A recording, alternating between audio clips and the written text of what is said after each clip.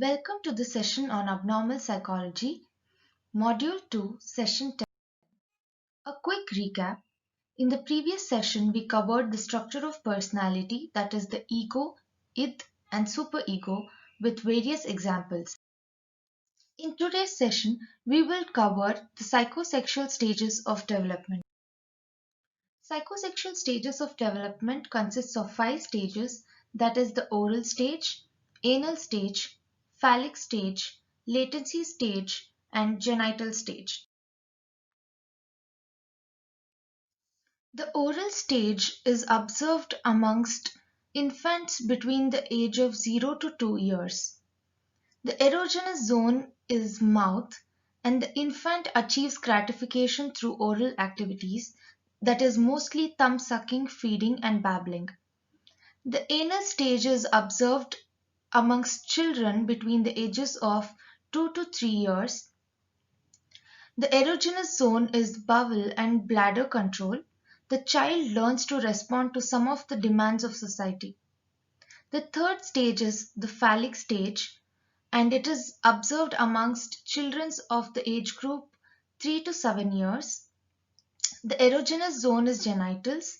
The children learn to realize difference between males and females.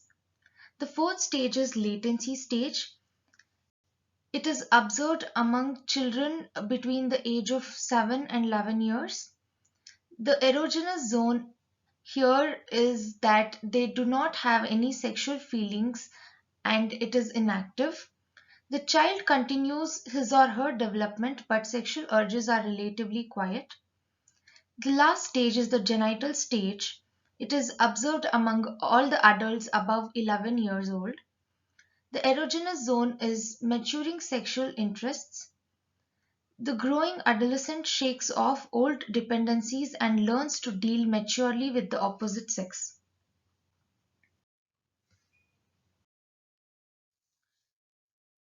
Firstly, the oral stage.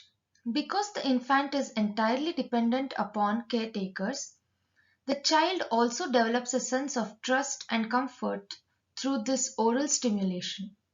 The primary conflict at this stage is the weaning process. The child must become less dependent upon caretakers. If fixation occurs at this stage, Freud believed that the individual would have issues with dependency or aggression as they grow older. Oral fixation can result in problems with drinking, eating, smoking, or nail biting. The second stage is the anal stage. Success at this stage is dependent upon the way in which parents approach toilet training. Parents who utilize praise and rewards for using the toilet at the appropriate time encourage positive outcomes and help children feel capable and productive. Freud believed that positive experiences during the toilet training stage serves as the basis for people to become competent, productive, and creative adults. However, not all parents provide the support and encouragement that child need during this stage. Some parents punish, ridicule, or shame a child for accidents. According to Freud, inappropriate parental responses can result in negative outcomes. If parents take an approach that is too lenient, Freud suggested that an anal expulsion personality could develop in which the individual has a messy, wasteful, or destructive personality. If parents are too strict or begin toilet training too early, Freud believed that an anal retentive personality develops in which the individual is stringent, orderly, rigid, and obsessive. The third stage is the phallic stage. Freud also believed that boys begin to view their fathers as a rival for the mother's affections. The Oedipus complex describes these feelings of wanting to possess the mother and the desire to replace the father. However, the child also fears that he will be punished by the father for these feelings, a fear Freud termed as castration anxiety. The term electrocomplex has been used to describe a similar set of feelings experienced by young girls. Freud, however, believed that girls instead experience penis envy. Eventually, the child begins to identify with the same sex parent as a means of vicariously possessing the other parent. For girls, however, Freud believed that penis envy was never fully resolved and that all women remain somewhat fixated on this stage. Psychologists such as Karen Horney disputed this theory, calling it both inaccurate and demeaning to women. Instead, Horney proposed that men experience feelings of inferiority because they cannot give birth to children, a concept she referred to as womb envy. The fourth stage is the latency stage. During this stage, the superego continues to develop while its energies are suppressed. Children develop social skills, values, and relationships with peers, adults outside of the family. The development of the ego and superego contribute to this period of calm. The stage begins around the time that children enter into school and become more concerned with peer relationships, hobbies, and other interests. The latent period is a time of exploration in which the sexual energy repressed or dormant.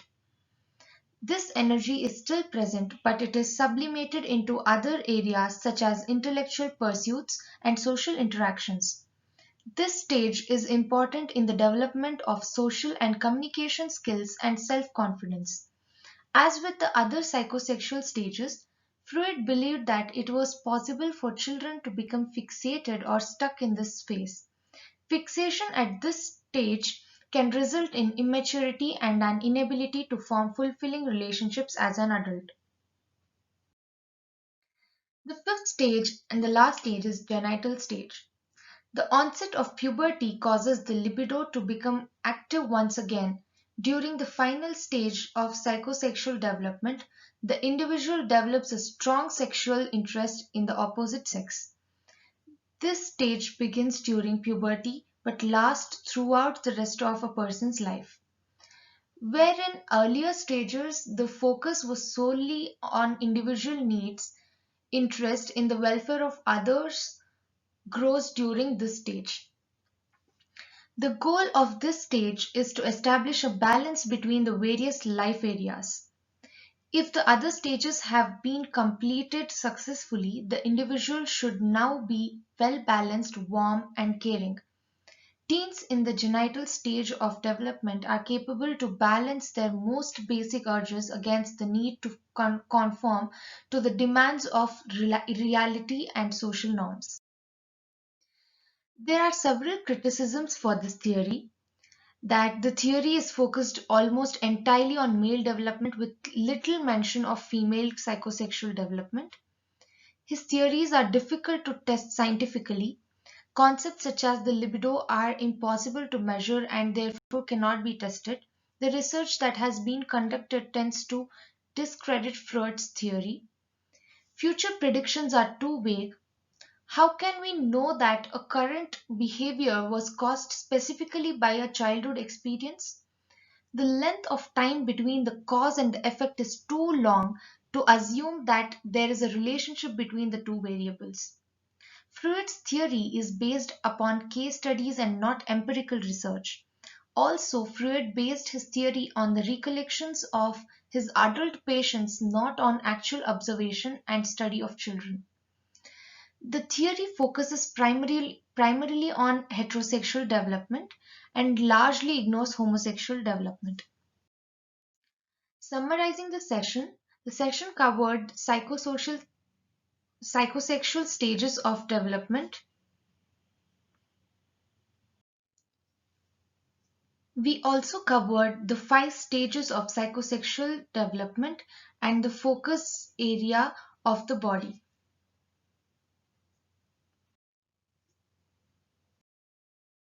Here are some references to further explore the concepts. Thank you.